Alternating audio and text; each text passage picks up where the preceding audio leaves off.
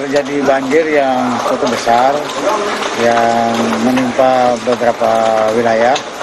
Yang pertama yang cukup besar dampaknya itu adalah di wilayah Pasar Kumbusari, kemudian juga di Padang Sambiang Kage dan Jalan Puro Demak. Nah, pada tahap pertama ini sedang dilakukan penyelamatan para pedagang untuk menghindari korban karena arus sungai cukup besar. Kemudian yang kedua ada pedagang yang belum ditemukan, ada 4 orang sedang dicari untuk memastikan apakah itu bisa diselamatkan atau tidak.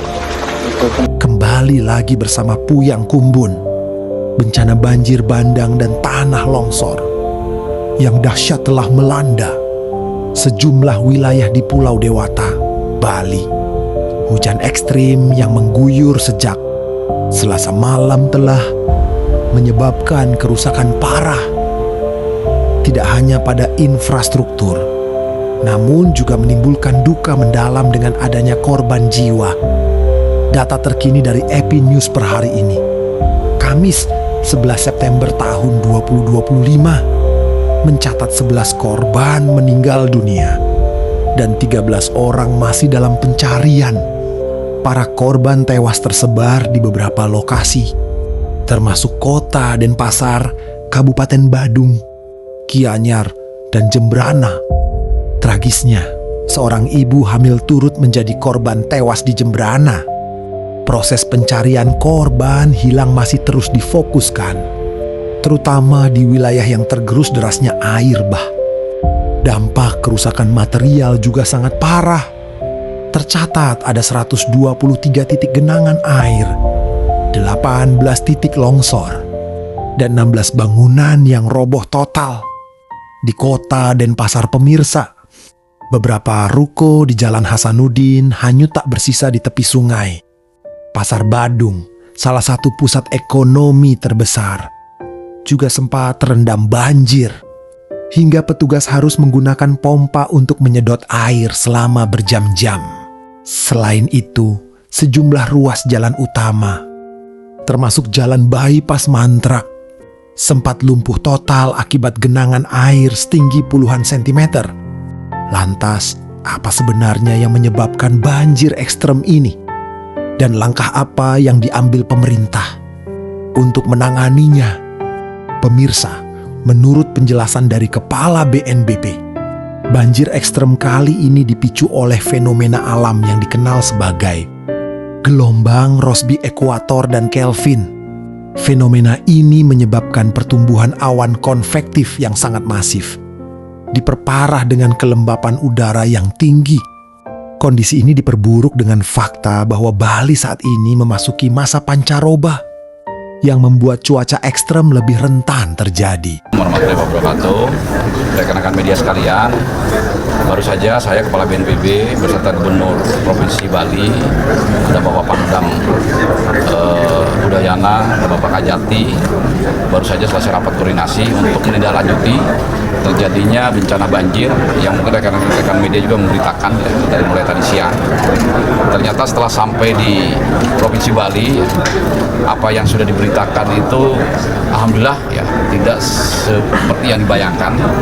Relatif per malam ini kondisi sudah menurun jauh. Apalagi tadi dari BPWS juga sudah menyampaikan tinggi muka air sungai-sungai yang mengakibatkan banjir ini per malam ini pukul 21.00 sudah kembali normal. Ya, kembali normal. Kemudian banjir ini disebabkan oleh curah hujan yang sangat tinggi akibat ada fenomena alam gelombang Moresby dan Kevin. Nah, kami sudah berkoordinasi juga dengan BMKG.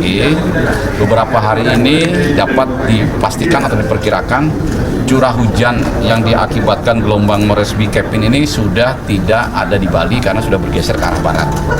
Jadi yang memang harus kita intervensi adalah sekarang justru Jawa Timur, Jawa Tengah, dan Jawa Barat. Dan kami juga sudah berkoordinasi dengan para kepala daerah di 3 provinsi itu untuk segera siap siaga dan melaksanakan operasi modifikasi cuaca. Untuk di Bali sendiri, per malam ini yang meninggal dunia ada 9 orang. Nah, 9 orang yang meninggal dunia, kemudian yang masih hilang ada 6 orang. Tadi dilakukan pencarian tim gabungan dipimpin oleh Basarnas sampai di atas 100 orang lebih, sampai jam 7 malam itu belum menemukan, ya masih ada 6 orang yang hilang. Tetapi mulai besok pagi jam 7 pagi ini akan mulai dicari lagi sampai betul-betul yang 6 orang masih hilang ini akan ditemukan, ya akan ditemukan. SOP-nya adalah 6 kali 24 jam, tetapi kalaupun 6 kali 24 jam itu belum ditemukan, kita akan cari sampai ketemu. Menyikapi kondisi ini, pemerintah Provinsi Bali dan BNPB telah menetapkan status tanggap darurat bencana selama 1 pekan. Status ini memungkinkan koordinasi dan pengerahan bantuan dari pemerintah pusat dapat dilakukan secara maksimal. Kepala BNPB, Letjen TNI Suharyanto, telah turun langsung ke lokasi untuk memastikan penanganan berjalan dengan baik. Sementara itu, proses rehabilitasi dan rekonstruksi infrastruktur pasca bencana akan segera dimulai setelah masa tanggap darurat berakhir, memastikan Bali dapat bangkit kembali. Pemirsa, bencana ini adalah pengingat bahwa alam membutuhkan perhatian kita. Mari jadikan musibah ini sebagai pelajaran. Mari bersama-sama menjaga lingkungan, mulai dari hal kecil seperti tidak membuang sampah sembarangan. Karena aksi kecil kita hari ini menentukan nasib kita di masa depan. Sampai jumpa, Puyang Kumbun. Kalau ini yang terbesar dari usia saya sekarang yang saya tahu. Pernah dulu tahun 89, tapi tidak sampai segini. Ya cuma sampai di depan gerbang